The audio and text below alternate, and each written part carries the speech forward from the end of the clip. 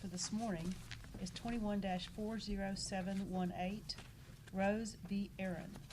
Mr. Allen. Thank you, Your Honor.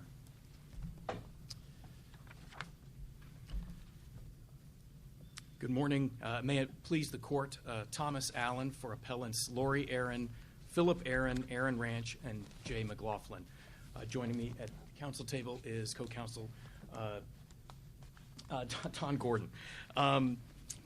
Before I begin, I would like to offer a word of thanks to the court, and in particular the court staff, for their care and attention in assisting all the lawyers in navigating what has been a complicated procedural matter up to and including the structure for oral argument. And I'm certain opposing counsel joins me in those sentiments. We're very proud of our staff. Rightly so.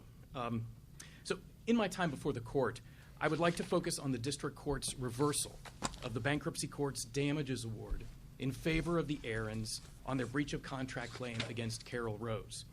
Of course, I'd be happy to answer any questions the panel may have about the remaining issues, which we will otherwise submit on our briefs. This breach of contract damages award was not conjured from thin air. It was the product of a 9-day bench trial involving the testimony of numerous witnesses. As the finder of fact, the bankruptcy court evaluated the credibility of these witnesses, weighed the testimony, and issued lengthy, detailed findings and conclusions. In its ruling, the bankruptcy court found, time and again, that the Aarons and their witnesses were credible, Rose and her witnesses were not. The bankruptcy court found that Rose had breached her agreement with the Aarons in multiple ways, and Rose didn't even appeal liability. And the bankruptcy court found that the Aarons had been damaged, citing, in the court's words, credible, specific, not contradicted evidence. The court made a conservative damages award of $1.1 million, even though the Aarons' losses were much greater. The district court, sitting in its appellate capacity, wiped that damages award away. And it did so by fundamentally second-guessing the trier of fact. That ruling cannot stand. Now, to begin with, the district court's ruling was based on a fatally flawed premise, that it was reviewing this damages award de novo. Damages awards are findings of fact reviewed for clear error. And that's true even if they involve mixed questions of fact and law, as long as those involve primarily factual work. And that is exactly the kind of work the district court did in its opinion. While the court, to be sure, the court first addressed a question of law, measure of damages under Texas law. But the court did not stop there. The crux of the district court's opinion was that under Texas law, the bankruptcy court, quote, failed to account for the payments that the Aarons would have made in their deal with Rose had Rose not breached the agreement. In other words, the question was, put plainly, did this damages award put the Aarons in a better position than they would have been had Rose not breached the lease? The bankruptcy court concluded that that was not the case. The district court, however, framed this as a de novo question. It was a factual question to be reviewed de novo. Were the historical facts found by the bankruptcy court sufficient to meet the legal standard? That is a question to be reviewed for clear error. So had the correct standard of review, clear error, been applied, the damages award should have been affirmed. Why is that? Well, because under clear error, a damages award need only be plausible in light of the record in its entirety. It does not have to be calculated with mathematical certainty, and when it is based, as it was here, on credible witness testimony, it is entitled to extra deference, but the district court showed no such deference. First, the district court simply misread the bankruptcy court's ruling. The district court said that the bankruptcy court failed to account for the saved payments under the parties' agreement. That is incorrect. In findings and conclusions 17 and 18, the bankruptcy court expressly addressed this issue, concluded that the damages award, concluded, I should say, that whatever savings the Aarons realized, because of Rose's breach, that those savings did not eclipse the damages award that the court actually made. And second, there is plausible support, which again is all that's necessary under clear error review to support this damages award. Now, briefly, as to the $1.1 million itself, which the district court does not really purport to rule on, but criticizes in a footnote in its opinion, there is amply plausible evidence to support those amounts. As we discussed in our brief, the testimony of Lori Aaron provided a conservative estimate that which the court found specific, credible, and uncontradicted. The bankruptcy court was entitled to believe her. The bankruptcy court was entitled to credit her estimate based on her personal knowledge, which the court found to be credible. The same was true of the testimony by Jay McLaughlin, the horse trainer, who testified about why all these improvements were necessary. That the Aarons were going to launch a high-end quarter horse business. They had to have safe fencing. They had to have new infrastructure facilities, such as pads and paddocks. They had to have laboratory equipment if they were going to operate a breeding facility. And there were photographs. All of this evidence was before the bankruptcy court. The bankruptcy court found those numbers credible, found the improvements to be necessary and reasonable. It was not the district court's role to second-guess those fact findings.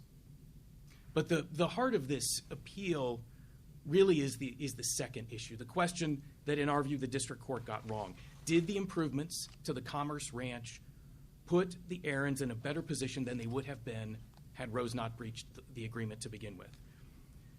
And the answer is no, it did not. Now, to unpack that answer a little bit, it's important to remember what the deal was. The parties speak, including us, in shorthand about saved rent. But in actuality, these payments that the Aarons would have made were for far more than just the temporary use of property, like renting an apartment. Rose tries to oversimplify the deal and say, well, this was just a deal for the temporary use of property, the end. But that's not the case.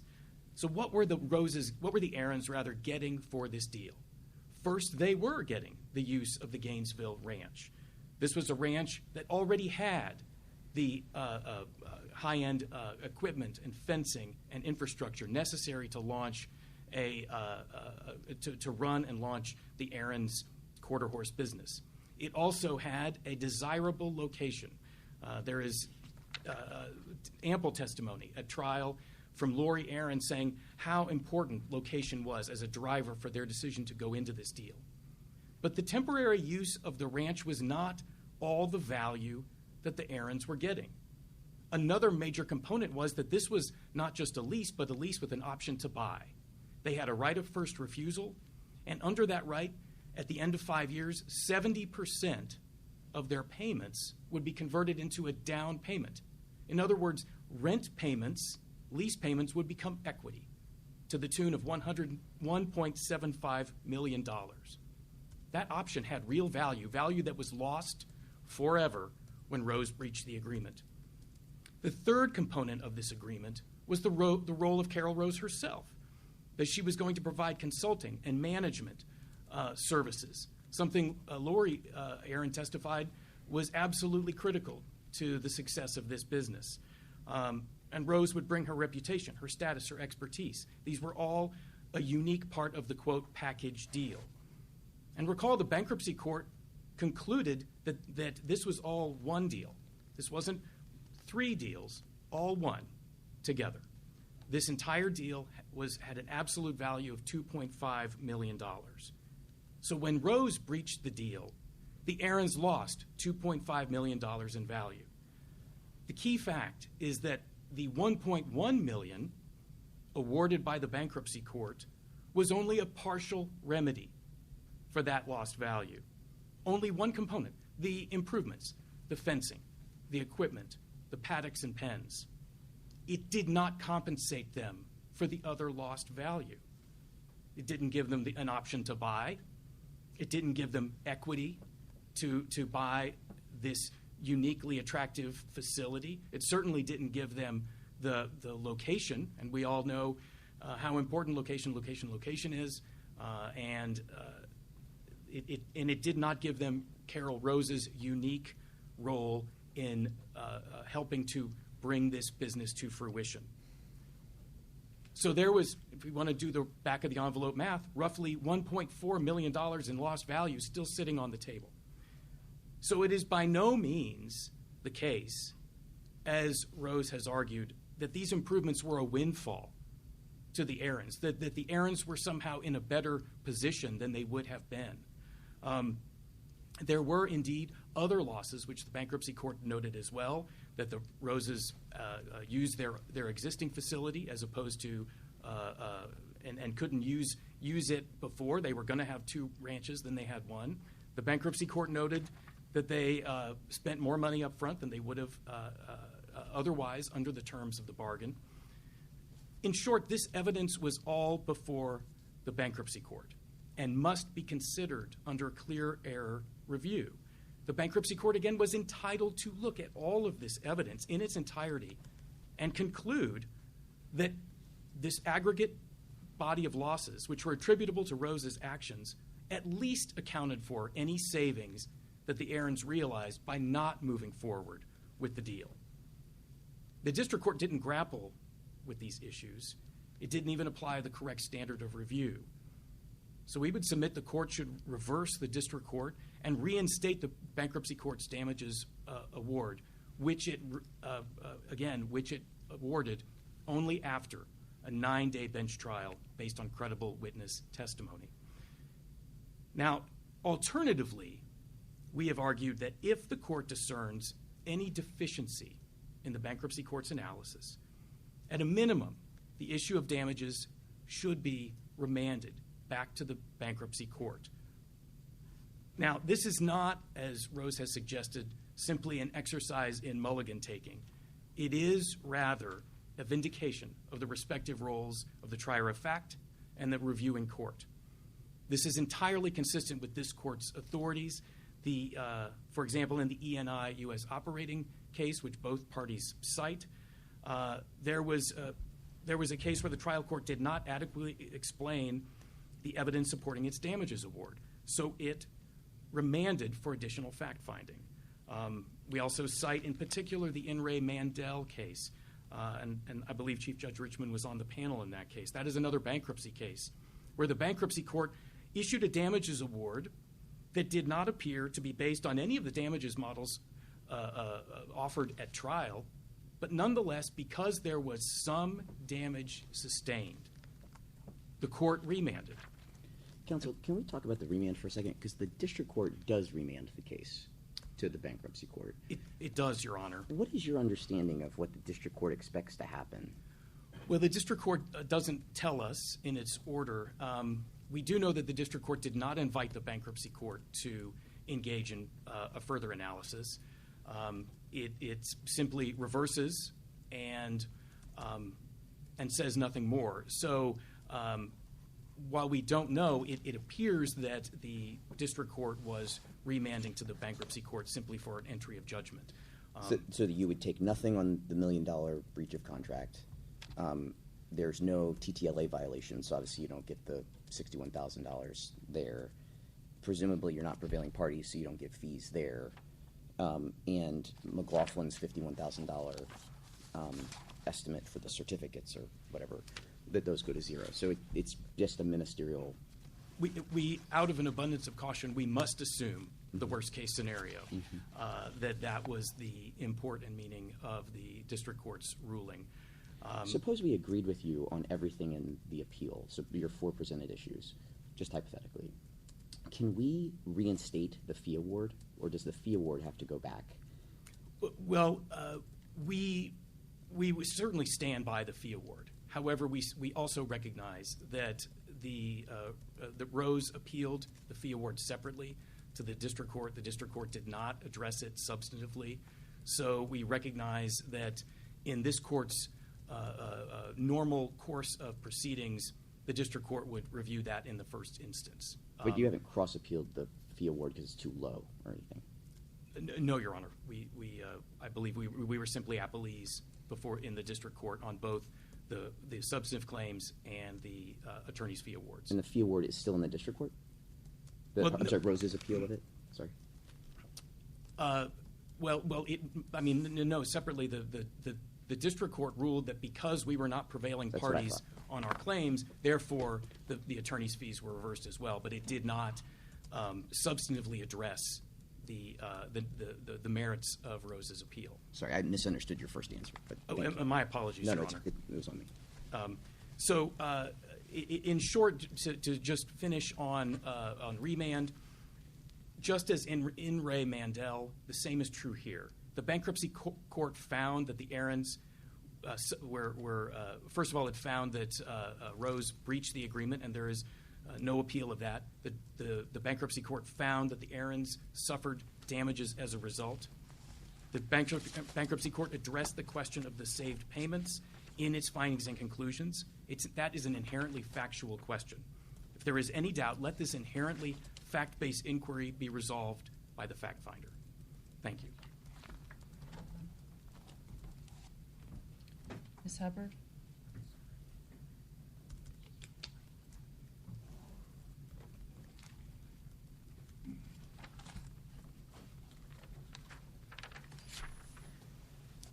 May it please the court. Caitlyn Hubbard here with John Casey and Jacob DeCaretry on behalf of Carol Rose and Carol Rose, Inc. as appellees. The district court, as the court knows, identified a number of legal defects in the bankruptcy court's award. And we would submit respectfully that each of those are correct, but this court may affirm by reaching one. Under any standard of review, the bankruptcy court's damage model is incorrect, and the errands who pursued that model over my client's objection did not adduce any evidence for this new other impacts theory that they are pursuing for the very first time in this court. Ms. Hubbard, before we get too far down the road, Yes, to Your Honor. start with the jurisdiction that we have under Section 158D. Yes. Do you have any disagreement with your friend on the other side that the remand ordered by the district court is purely a ministerial one, that it's just for entry of judgment in your favor on everything? No, Your Or these Honor. four things? Your Honor, and actually I was aware of this remand issue, and so that's why I addressed it specifically in my brief. I wanted to dispel any concerns about jurisdiction in this court. And, typically this remand issue, there are special instructions to have further proceedings. And in this case, we just got a general remand without instruction. And I think the way to really this question of jurisdiction intersects with this court's authorities on how to read an opinion, and specifically the City of San Antonio case that says that you look to the substance over the form of the decree. And here, what we know from the substance is that every single holding, including the alternative legal sufficiency holdings, are all rendition holdings. You don't get a redo for that. And the district court, in our view, went quite specifically and quite carefully through every issue and ruled in our favor on every single one. So we would suggest that the remand is for just ministerial entry of judgment, or, we ask the district court, if you reverse in our favor, then please remand, vacate the attorney's fees opinion, and let's have a new discussion of who is the prevailing party. And so the fact that the remand isn't surprising to us. So given that Ms. Rose doesn't appeal the breach of contract liability finding, so you agree, at least legally, that she's liable for the breach, you just think that the damages are zero? Well, yeah, obviously, as counsel for my client, I disagree with the No, I liability understand. finding, but, there were a number of legal issues in this case on both of them, the Weston case that settled as well. And we had limited briefing, so we raised the issue that we thought was most effective and required rendition in our favor. So personally, I disagree with the liability finding, but legally, we're not appealing that. Got it. The So- question in this case is just the measure of damages and whether there's legally sufficient evidence, even if that measure is correct. So you would presumably say that she gets $1. I'm sorry, that the errands get $1. That they get $1? Yeah, obviously it can't be zero. So if it's legally sufficient that she breached the contract, then they would get some nominal damage. Well, no, I think it's zero. They didn't prove any damages. Interesting. Well, I suppose that would undermine the liability for the breach in the first place. But I take your point. Well, yeah, if you look at liability as you also have to prove your damages, then yeah, we would contest liability. I think the way the parties have framed it in this case is, are there damages? And we say there's none. Truly, under the measure of damages, which is a legal question, both under U.S. Bank and under this court's more recent decision in E&I, we know. And this has been the law in appellate practice for decades, that conclusions of law underlying a damages award are reviewed de novo. U.S. Bank does not change that. I really think that this standard of review dispute, it's premised on several assumptions that are all wrong, right? you only get to clear error review to say, well, let me count up these damages for other impacts if they were actually pleaded for and there was evidence to support them and proved. A clear error standard's not a cure-all, right? You can't just shrug your shoulders and say, well, we also had these other damages, and that's effectively what's happening in this appeal. And if you go back and you look at the bankruptcy court's opinion, I mean, counsel, Mr. Allen, said that the crux of the district court's decision is that it found that bankruptcy court failed to account for the $2.5 million in saved rents. It did. If you go and look specifically at the bankruptcy court's opinion, and I believe this is finding of fact 259, the bankruptcy court said, the Aarons are seeking the cost of the permanent improvements to their property as damages in this proceeding. Conclusion of law 9, the total amount the Aarons claim relating to these improvements is $1.1 million.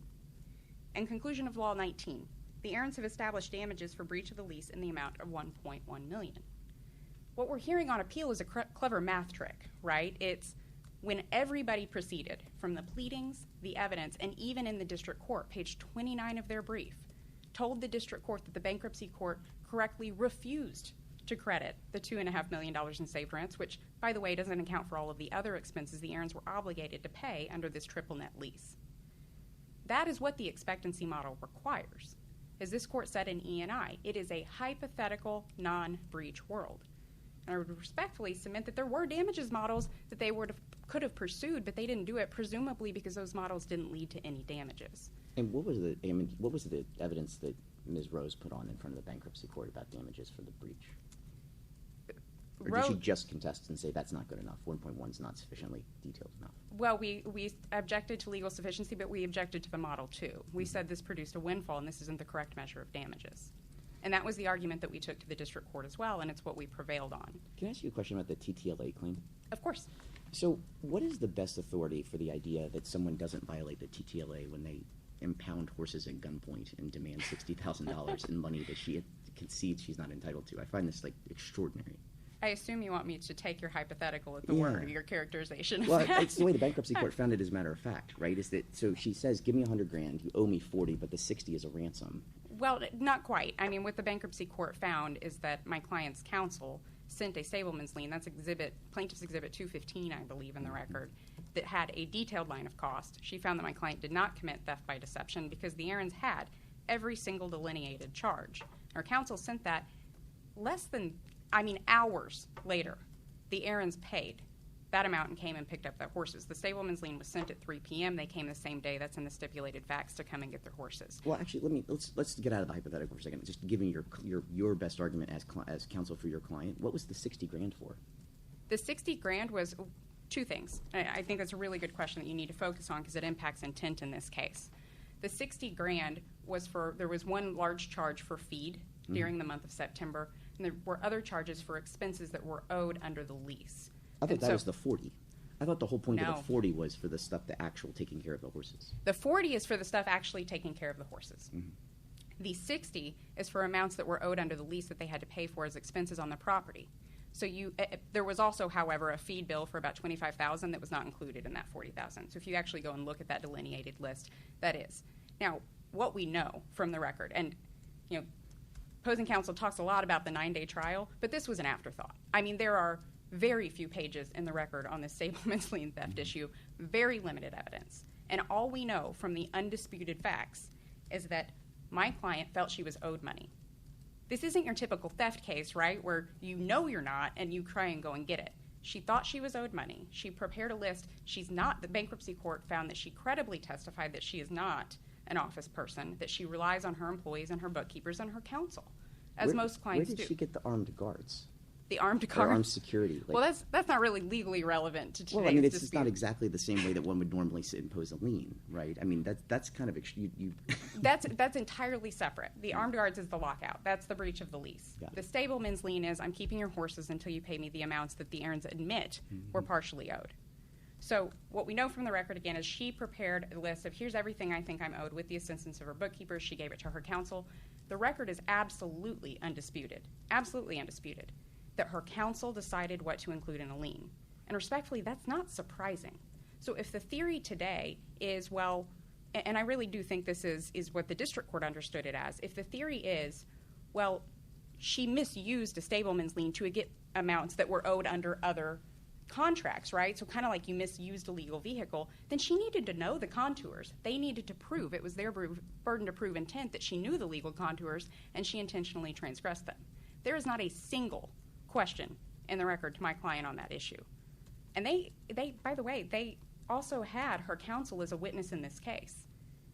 They didn't ask him either. And now they're trying to impute his intent to my client under the law when they didn't even ask him a single intent question, much less prove it, right? So I think that is the fundamental defect. I think there are scenarios where, you know, in theft by coercion with a threat to commit an offense, that happens if, you know, someone points a gun at someone else and says, give me your money, right? And I understand that. But that's not the situation that we have here. Surrounding the horses Why- with guards, well, Well, but the surrounding with horses with guards is not relevant to the stableman's lien. Why is it that you would have to ask questions directly on the people's intent? Well, you, Why would you have to answer? Those would be questions that, if you found them not to be credible in other things, and you just found them overall not to be credible at all, then you don't have to ever ask them to give them a chance to deny that they had the bad intent. You can infer as the fact finder from all the other surrounding things. I don't understand why the fact that there aren't direct questions on this means that the fact finder can't find it. Because, you know, you don't ever have to ask the question that says, you know, you can't handle the truth. And that never has to be answered in the trial. In most trials, it never is. well, and that's right, Your Honor. You can look to surrounding circumstances, but I'm not sure what the surrounding circumstances are that they're relying on. Is it the credibility finding about a dispute in the arena?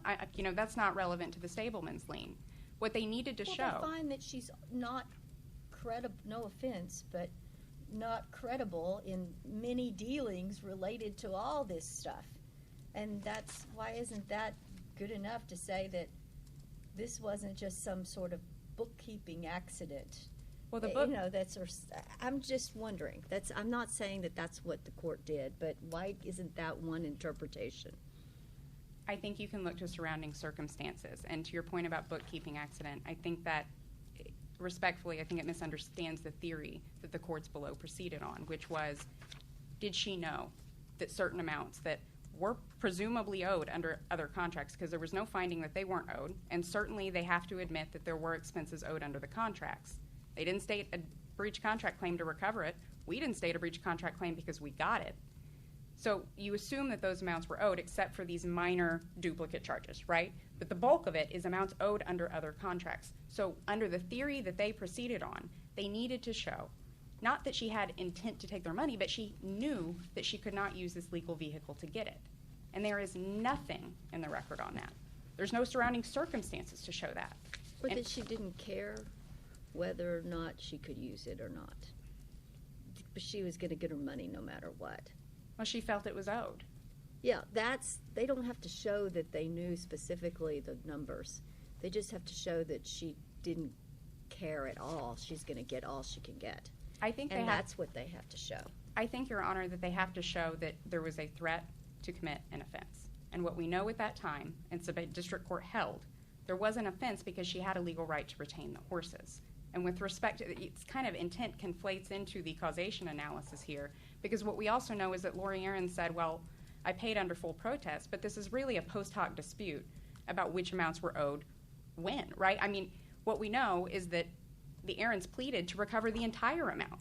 Only later, after they signed a joint pretrial order saying we should get the whole $100,000, did they go piecemeal through it and say, you know what, actually, I think we did owe that, we didn't owe that. And if you look at closing argument, you know that opposing counsel said, well, we crunched the numbers, Your Honor. So this is not a case in which there was effective causation. Even assuming my client intended to threaten to commit an offense, the Aarons didn't realize it. This was a world in which the parties were vehemently disputing amounts owed to each other, and where my client rightfully believed that those amounts were owed under other contracts. And by the way, the Aarons have never tried to get it back under breach of contract because they were owed. So we would respectfully submit that this is not threat by coercion, and we would point the court to the Jacobs v. State case. And, Judge Oldham, you asked earlier about what's your best authority. There's just not many authorities. Can we go back to the breach of contract thing? Because I realize that's the main, It is, the, yes. the main quarter horse in the arena. Yes. What I don't understand is you say over and over in the brief, well, they're better off than they would have been under the lease, but they don't get to be, they don't get the location, they don't get the consulting services, they don't get, you denigrate it as the court, I don't mean to be pejorative, but you call it the other impacts theory over and over again. But I don't understand how that's not a valid expectancy measure.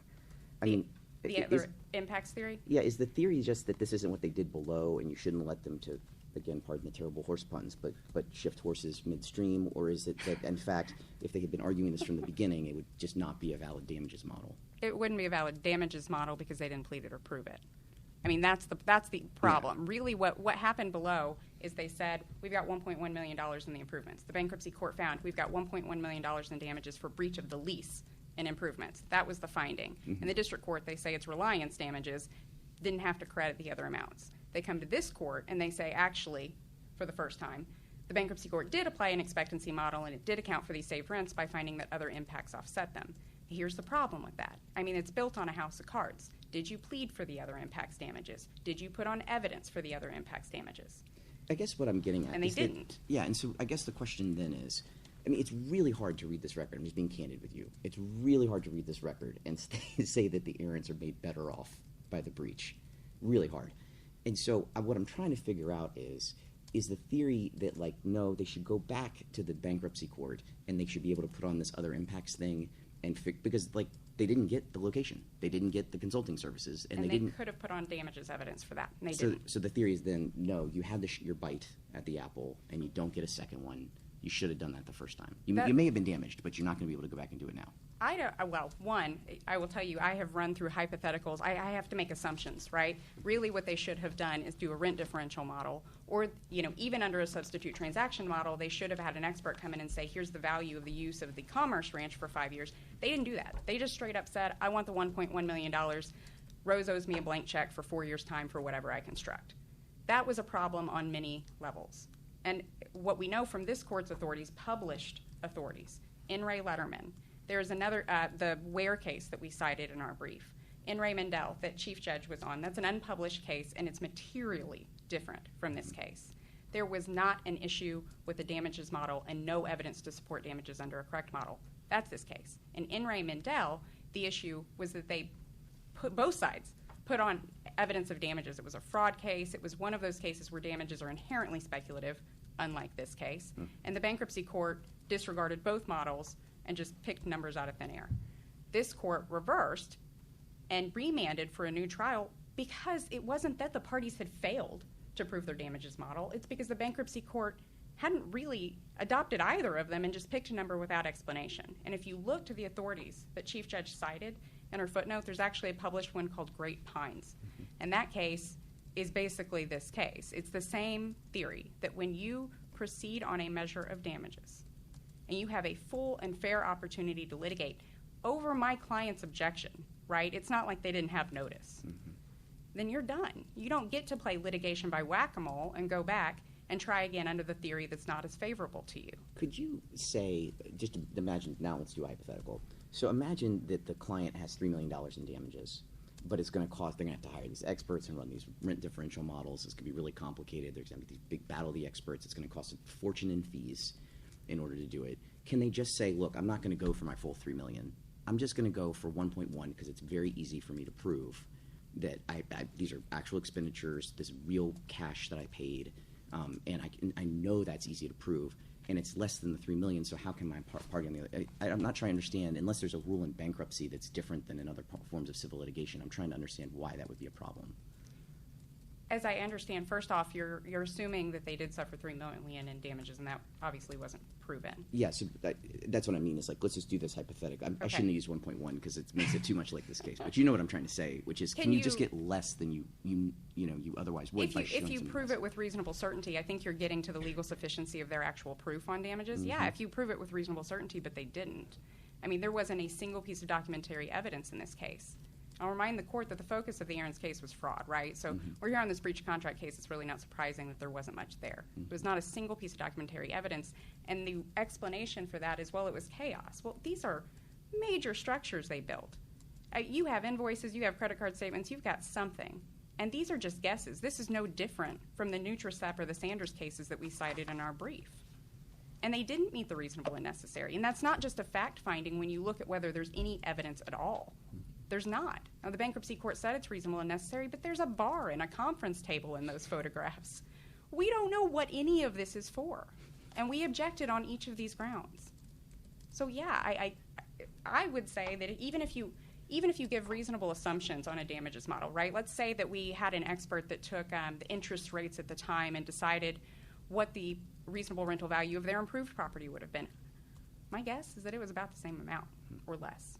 There's a reason they didn't proceed on these. They shouldn't get another shot after going to 2 courts and saying, here's our damages, and this is totally kosher under Texas damage model, and then come back when a court catches them and say, redo.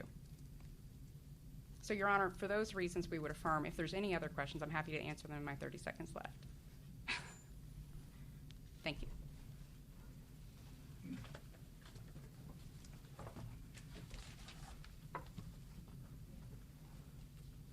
Briefly on the breach of contract question and the damages award.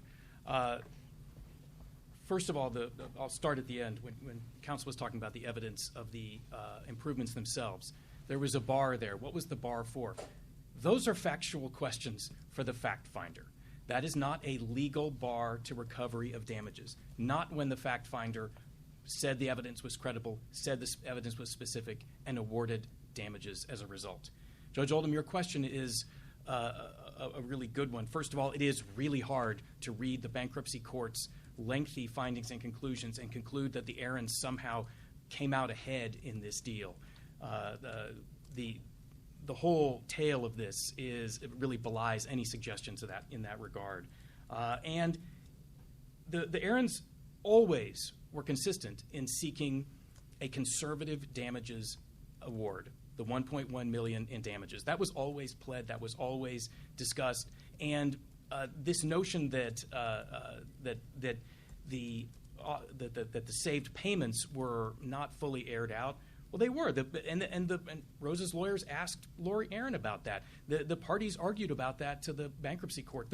The problem for Rose is the bankruptcy court didn't buy it.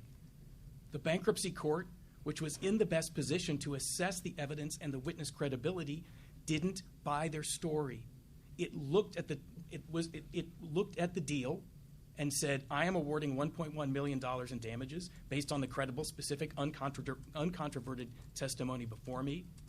I am concluding that deal is not wiped away by any savings that the Aarons may have realized for not having to make these payments. And so under a clear error standard of review, this isn't just shrugging your shoulders and hoping for the best. The question is, was the bankruptcy court completely out of bounds in reaching that ruling? Is that utterly outside the realm of plausibility? Certainly given the nature of the deal itself, as we discussed, and the other losses that the bankruptcy court identified, I would submit the answer is no. And that is why reviewing courts do not gap fill, do not put themselves in the shoes of the fact finder, but will look and say, if the fact finder, certainly here, if the fact finder found that there was some harm at least, either affirm in deference to the fact finder's factual conclusions or remand. I would submit that In re Mandel, published or not, is absolutely on point because it demonstrates how this works. If the bankruptcy court, as fact finder, issues a damages award and there is a question about the propriety of that, whether be it the legal standard or be it the evidence, there is no dispute of breach. It is indisputable that the Aarons were harmed, contrary to Rose's position. That is when remand is appropriate. But we would submit that affirmance of the bankruptcy court's award, as I mentioned before, is appropriate. And finally, just a brief word in the 30 seconds I have left about the TTLA claim. The other amounts, whether they were, regardless of the origin of those amounts were not covered by the statute. The statute only allows you to keep horses for amounts owed for horse care. It is now beyond dispute that those amounts were not for horse care. You do not get to hold up the TTLA statute and hold up the stableman's lien statute, say, give me $101,000 or you don't get your horses back, when you're only entitled to $40,000 for horse care. I see my time has expired. Unless the panel has further questions, we respectfully pray that the court reverse the district court and reinstate the judgments in favor of the Aarons and Mr. McLaughlin. Thank you. Thank you. That will conclude the arguments for today. The court is in recess.